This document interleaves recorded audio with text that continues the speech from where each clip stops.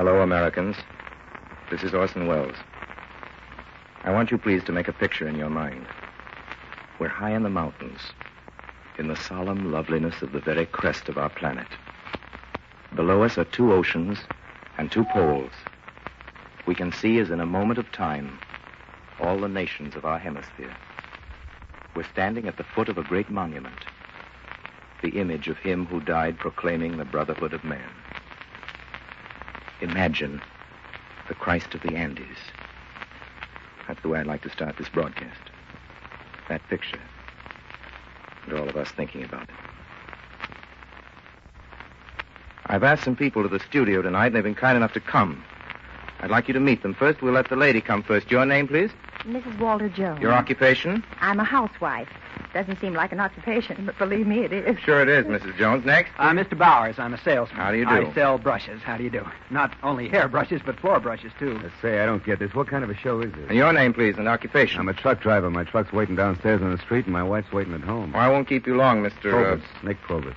Thank you. I've invited you here, the three of you, in order to ask you some questions. Hey, I'm your man, Mr. Wells. Now, I'd like to take names of ball players. I'd like dates in American history, if possible. How about actors and actresses for my choice? I'm very sorry to disappoint you, all of you, but our question for tonight has to do with some mountains. What are the Rocky Mountains of South America? The equivalent to the Rockies. No coaching from the audience, please. You, sir? The Andes? That's absolutely correct. Mrs. Jones, what do you know about the Andes Mountains? It's very hot down there, I believe. Tropical, jungle, most of it. Some of the Andes are in jungle. Some are snow-covered. Oh, yes. Most of us aren't very good at South American geography. I know I didn't know anything about it at all until I went down there. How about you, sir? Well, as you say, there's the Andes Mountains. That's right. Then there's the Amazon. Right. Several big rivers. And the countries are Brazil, Argentina, Chile,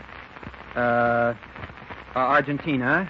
A couple of more, I think. Mr. Provost? Well, that's where Carmen Miranda comes from, South America. She certainly does. Now about the Andes. Mr. Wells, excuse me. Yes, little girl. Oh, hello. I haven't seen you since Columbus Day. Oh, Mr. Wells, I know some things about the Andes. All right, go ahead. The Andes is a mountain system which forms a continuous chain along the western coast of South America. It is over 4,000 miles long and in some parts 100 miles wide. Its average height is 13,000 feet, and there are big birds called condors which can fly over the Andes without stopping once. Thank you, little girl. That helps a little, but... Just in time. I've come just in time. Howdy, Mr. Wells. Who are you? I'm the man with the facts. Can't start anything without knowing the facts. Facts, figures, there's the key to knowledge. Take away the facts and civilization goes to pieces. That's very interesting, but I'm afraid... Andes, did you say? Two principal chains. Eastern chain's called the Andes, western chain's called the Cordilleras. The Andes are longer, higher, wider than the Rockies. The islands of Tierra del Fuego at Cape Horn are also part of the Andes, coming up from underwater. Lakes? South America's full of lakes, most of them in the Andes. Titicaca, only one of its kind. 12,545 feet above sea level. Volcanoes, highest active volcanoes in the world. There's facts for you. Thank you very much. Lamas Nelpautas. Andes, the only place in the world you can find it. $1,500,000,000 worth of silver have come out of the Potosí mines in the Andes. Well, I must run along and catch another program. Great demand for facts these days. Here's my card. So long. Well, you got some facts, all right, but do facts tell the story? How do we best tell it? By anecdote? By heroes? By legend? Is there a chain that binds this scattered history together? The Andes. Not only mountains. On these towering hills, kingdoms and empires live. And here both tyrant and liberator planted their flag.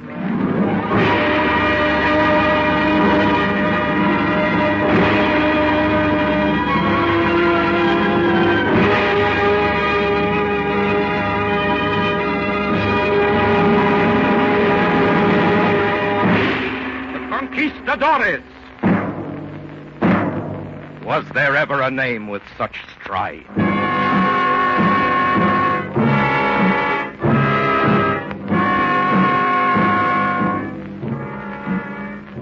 Conquistadores, men from the East with the pull of history in their blood. The Spaniard, the horseman, the assassin, carrying Christ on his sword. Pizarro, conquistador. Pizarro, the man, the mortal, daring the giant Andes of Peru. His army, a few hundred men, shining in armor. He faced the mountain shouting, "Swing open! Swing open! for the Spaniards have come. Let us through. This is our century.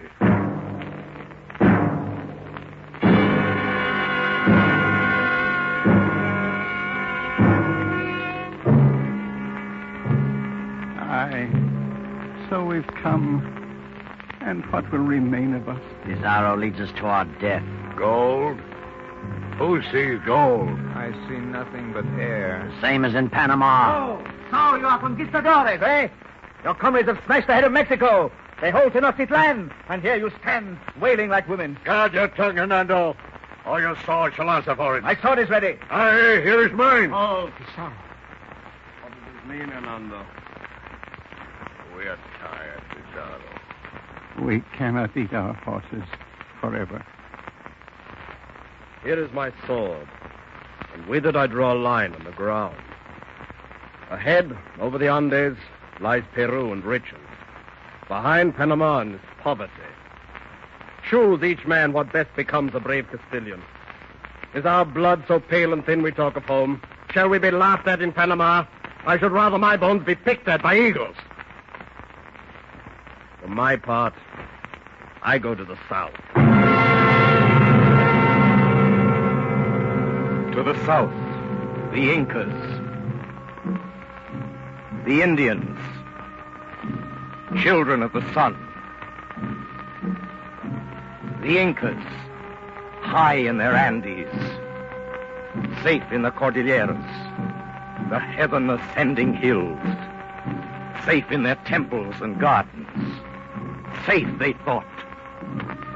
They dwelt on a mountain of silver and gold in their simple houses, workers in stone and metal.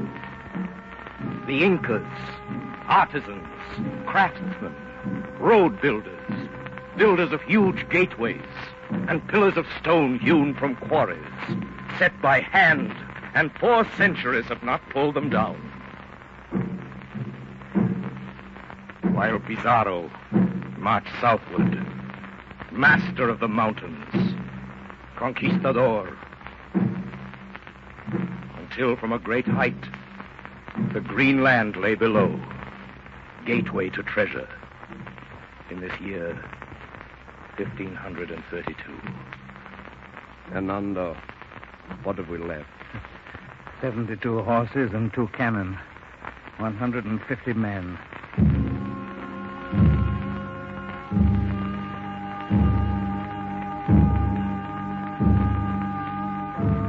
While to the south, at Cajamarca, the chief of all the Incas, tall warrior Atahualpa, stood in the door of the great temple. And in his eyes, the sun was going down. They're almost at the city. Do you hear, great Atahualpa? I hear. Perhaps they are the white children of the sun who return after many wanderings, as it is said in the prophecy. Why should we fear them? We are too great a people.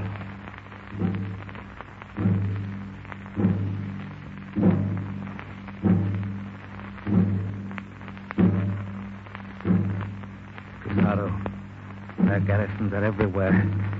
And they outnumber us 1,000, 10,000 to 1. We will not strike at the body, but at the heart, if we capture Atahualpa. Atahualpa. I am no coward, but such a plan is madness. Then we shall be mad. There is enough wealth here. Were it water, we could drown the very seas. We shall take Atahualpa. And the Spaniard knife at his throat will teach him more than all his temples.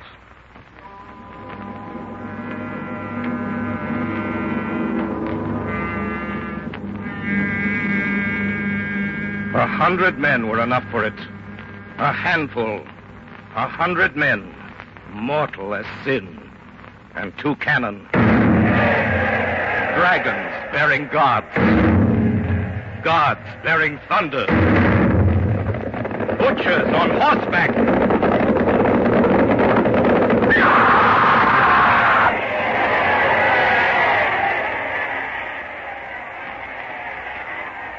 So fell the Inca, God Inca, mountain pharaoh, heir to the sun with his empire, Cities were set to the torch.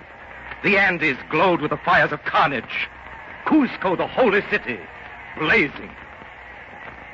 Who will stand and cry out? There was Greece and Rome after. And in Mexico, the great Montezuma learned to die. So Atahualpa. Old gods go down. The dust settles. The dead are buried. What else did that guy do besides breaking into the treasury? Conquered the Andes. For many years ruled for the Spanish crown over almost 1/3 of the South American continent. It's a long time back, of course. Nowadays, he doesn't look very well. You can take my word for it. I've just seen him. I beg pardon? Pizarro? The same. I've just been to visit him in Lima, the city of the king. Oh, what do you have to say for himself? Nothing. Nothing at all. He just lay there in his glass case in the cathedral. You see, he's a mummy, like King Tut. Has been over 300 years. He's as dead as you can get. What got him, old age? No, he was murdered by some of his own men. Well, it's like a gangster story, huh? That's one way of looking at it. There were a lot of murders from then on. Kings of Spain ruled the Andes from Spain. All the way up to the last century, the men of the Incas and their conquerors lived in a black night of murder and feud. But day drew near. The beam of light swung from the north, while Peru kneeled. Blood stained the snow at Valley Forge. 1776. The year cast in bronze, like a bell, tolling the landscape. The year ringing out over continents, and the word freedom sped down the meridians, down the paths of wind and water. The word was passed along like a coin, a bright thing, a hope. And all hands touching the coin became hard, coiled into a fist, waiting for the day of power. A shot heard round the world. The wooden bridge at Concord, spanning seas and linking men in the courage of freedom. And they heard that shot in South America. I know what came next, Mr. Wells. Yes, little girl? The Liberators. Bolivar, San Martin, O'Higgins, Sucre. The Liberators. Before them was Tupac Amaru, the Indian, who raised a mountain army of 40,000 to throw off the Spaniards. After his capture, they pulled out his tongue, bound him to a stake, and forced him to watch while his wife and son and kinsmen were pulled apart by horses driven in different directions. Then he himself was killed by torture. Then there was a dream of an American republic for the Indians. The Latin revolutionary Miranda, who fought for Washington and then in France, bound this scheme in a book and gave it to an English statesman who hated Spain. Sir William Pitt read it carefully, and when he closed the green morocco covers, he is said merely to have smiled. But the shot heard round the world still echoed after a quarter of a century, still hummed in the ears of men. The tyrants were fearful. They visited Spain more often for the raising of armies and for polite conversation. We shall have to take firmer steps in Venezuela. We must not allow news of the United States to reach the people. A larger army must be brought over, or else we're not safe. Oh, Bolivar, stay. I was about to leave. The air is foul here. Oh, I shall have the windows open. I'm afraid it is not the windows. Bolivar. Simon Bolivar. The Liberator. Young. He'd read the books Spain banned in South America, books from North America and France. And he had the mind and heart for what he read. Handsome, very rich, with everything to lose. Look into the heart of man, Simon, and not his purse. So his tutor told him. And Bolivar listened. Look into the heart of man, Simon. Do not investigate his blood, but see him as a man. Look at truth directly with your eyes, though it be blinding. And Bolivar looked. And the truth was blinding. Yes, and terrible. The truth was heard in the street. Down with tyranny! Come out of your house in your Grandale Spain. Come out! Come out! And you're to go in again without your head. Our day is on the calendar, senor. Our day will come like a wave. I vow to dedicate my life to the emancipation of my country. Hear me, Sky. Believe me. You are my witness. I swear South America shall one day be free.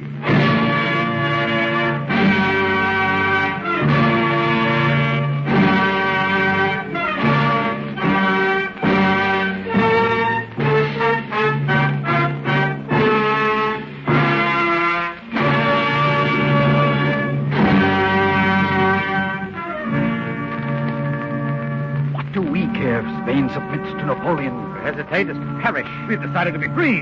We must act. We must conquer or die, and we will conquer. For heaven does not want us in chains.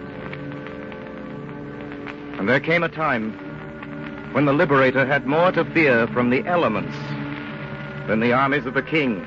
Spain has retaken the most of all we've won. We must surprise it back. We will march on them now, by the Andes. Andy, as my general, it's the rainy season. In some parts, the mountains are impassable. Where a goat can pass, so can an army. Pizarro once crossed the Andes with a flag of tyranny.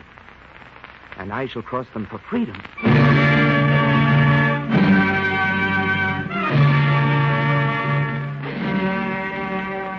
Here's the story of that march across the Andes by a man who was there, Bolivar's own adjutant. First sight of the wonderful mountains caused astonishment and fear among our Indian troops. Their wonder grew with every climb. For the summit they believed the highest was always the first stage of a yet higher one, till in the end the highest of all was separated from earth by cloud and mist. These men, accustomed on their plains to cross torrential rivers, to tame wild horses, to fight the buffalo, the crocodile, and the tiger with their naked bodies, were terrified by the alien scenery. The mules carrying arms and munitions collapsed under the weight. Not many horses survived the 5th day. The carcasses abandoned by the advance guard blocked the way of those following. Day and night rain poured down. With the altitude, the cold became more rigorous. Pizarro crossed the lower Andes, yes. But this daring of a boy, surpassed all. They climbed the craggy gorges, higher and higher, and the mist of earth seemed to fall away. And higher yet, past the timberline, past the last green areas, into the thinning air. And below, the eagle soared and would not follow. High into the cold, murderous air, which could kill a man and leave the candle burning. At 4 places, the way was completely blocked by huge boulders and fallen trees, or undermined by the incessant rain. The men who had been given rations of raw meat for 4 days threw them away because they could hardly carry their rifles on the steep slopes. At that time, the last horses fell. Higher, into the region of ice, into the silence, where the sky pressed upon their shoulders, and men died.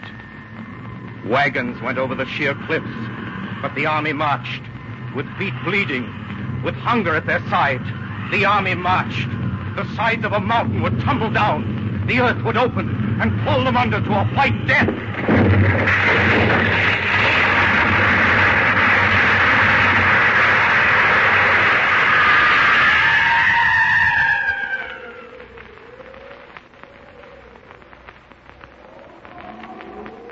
Very late at night, the army bivouacked at the foot of Mount Pisgah, at nearly 13,000 feet. Terrible night. The men were in rags, and hail and icy wind put out the fires they attempted to light.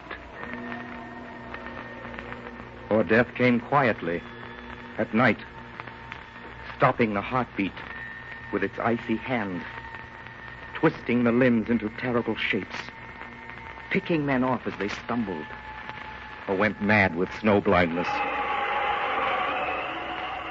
The next day, the troops crossed the plateau. Men fell marching, and many died.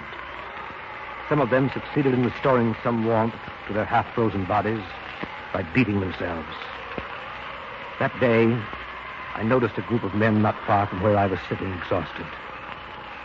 To my question, one replied that the wife of a man in the rifle battalion, where a large number of women had come with us, was in labor. The next morning, I saw the woman marching on with the rear guard of the battalion, her newborn babe in her arms. Pizarro, can your dead bones rise? Can your glory match this glory? Does any man dare to surpass the height and heroism of a conquistador? Yes. You are far below now, Pizarro. You are tumbled from the sky forever. The democratic man climbs the Andes, and he passes your pinnacles. He shouts across the centuries. Bolivar, they are gone. We are losing 10 men a day, 20. The wagons cannot follow. Then we'll leave the wagons behind. We must get through. If I die, it will be in battle, not here. I have made a vow, and I shall keep it. This was another valley forge. And here on this height, history binds two events and makes them one. Later, ragged and torn, these same men went into battle on the plains, with the frost still on their lips. And what happened? Who won? I know. You tell us about it. He was outnumbered almost 2-1. And after all that marching, he still won the battle. And then what? Then there were more battles. And finally, in 1820, the first Constitution was drawn up for Venezuela, Ecuador, and Colombia, based on the Constitution of the United States of America. Oh, and Mr. Wells, we forgot San Martin. Jose de San Martin, liberator of Argentina.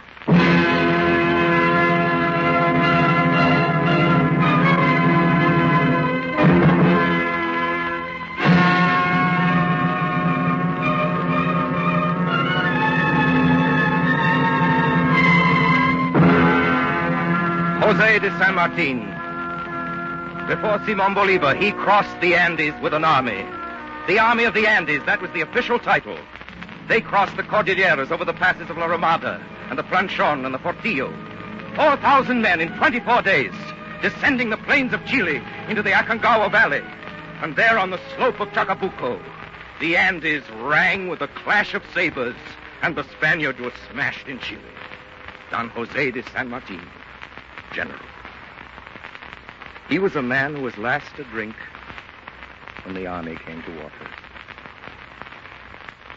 On the 9th of December in the year 1824, the Battle of Ayacucho ended, and after 14 years, the War of Independence of Latin America ended. The Andes were quiet once again. Only the voice of Simon Bolivar rang over them. It is necessary that ours be a society of sister nations, strongly and powerfully united, a political body of all our republics. I desire to see the formation in America of the greatest nation in the world, not so much as to its extension and wealth, as to its glory and freedom. Here was a vision of the future. Bolivar saw the centuries unfold and the feast to come. He saw the strength of the Americas and its common destiny. Yes, the blood on the Andes was washed away. But there were men who dreamed of new bloodshed. It's a very risky matter, Santander. To kill a man is a simple thing. But Bolivar... So, who is Bolivar? He can die as well as any man. He has too many great ideas. He has appointed you minister. And he was a fool. We shall ambush him at the palace. Our cry will be, death to the tyrant. Santander used the trick repeated by all tyrants. Say you battle for freedom, and kill freedom. Death to the tyrant. General Santander, you are under arrest in the name of the Republic. Bolivar escaped with his life. So the history books tell us. I have really been murdered. The daggers have entered my heart. Is this the reward? How have I offended freedom? Halt! Santander is ready. Santander, I have changed the penalty to banishment. You do not wish to see me die? How will it end, Santander? If I kill you, you will perhaps be avenged, and then I, in turn, will be avenged. Will South America be the stronger? Will other countries regard us as greater? No. Now get out of this country, lest the wrath of the people tear you apart. There will be law here, not anarchy. Let the authority of the people be the only existing power on earth. Let the name of tyranny be obliterated from the language of the world and ever forgotten.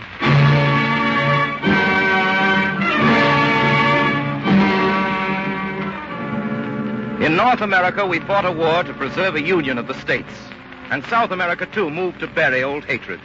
And once again, history was written on top of the Andes, this time in another century and without bloodshed. 13,000 feet above the sea, on the morning of the 13th day of March in the year of our Lord, 1904, there was unveiled the Christ of the Andes, a statue that faced the silence of the hills. Its inscription reads as follows. Sooner shall these mountains crumble to dust than our peoples break the peace which at the feet of Christ the Redeemer they have pledged to maintain. And the peace was kept to this day. The Christ of the Andes was cast in the same bronze, melted down from the border cannon. There's poetry for the world.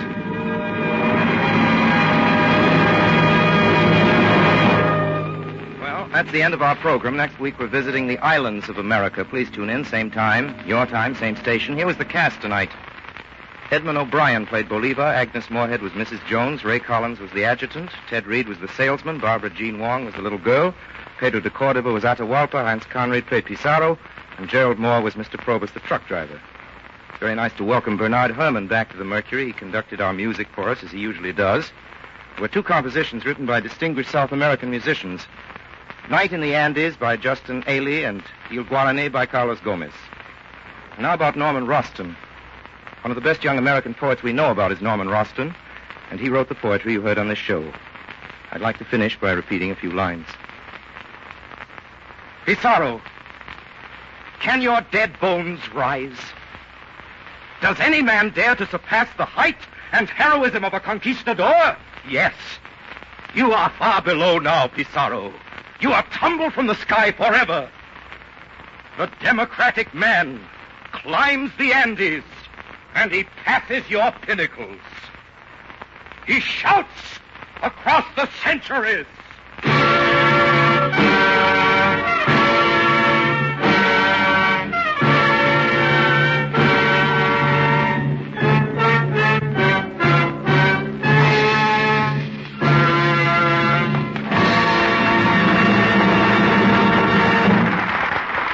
This is a presentation of the Columbia Broadcasting System.